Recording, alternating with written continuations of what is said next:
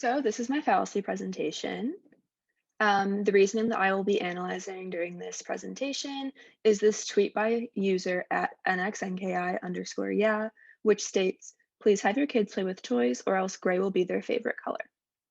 The context surrounding this tweet is that it was made by one of my roommates about another one of my roommates after she found out that the second roommate didn't play with toys when she was younger, and she already knew that gray was her favorite color. So she made a connection between those two events and then posted this tweet about it. So I believe that the reasoning in this tweet is guilty of four fallacies.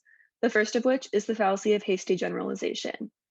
Hasty generalization is forming an inductive generalization from a small sample. The reasoning in this tweet uses anecdotal evidence to arrive at its conclusion, which is a very small sample size. In order to have avoided this fallacy, the user could have sampled a much larger and representative sample, perhaps using random or stratified sampling before arriving at any conclusion. The second fallacy that this tweet is guilty of is the fallacy of misleading vividness. The fallacy of misleading vividness is allowing the vividness of one single example to influence judgments about how probable that event might be. And so the user uses one example of a person who didn't play with toys when they were younger, having gray as the favorite color, to claim that anyone who doesn't play with toys will have gray as their favorite color. They assume that one vivid example of this happening makes it probable that it will happen again, despite not offering evidence for that generalization.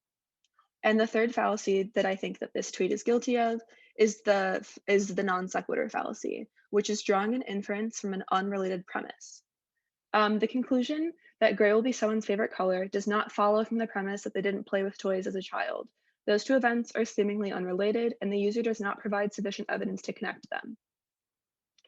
The fourth fallacy that I believe this tweet is guilty of is the post hoc ergo propter hoc fallacy, which is inferring causation on the basis of coincidence. This user also inferred causation without providing sufficient evidence to prove it. Without proving causation, it is merely coincidental that my second roommate did not play with toys and likes the color gray. There is nothing to prove otherwise or to show that this might happen and be true for other people.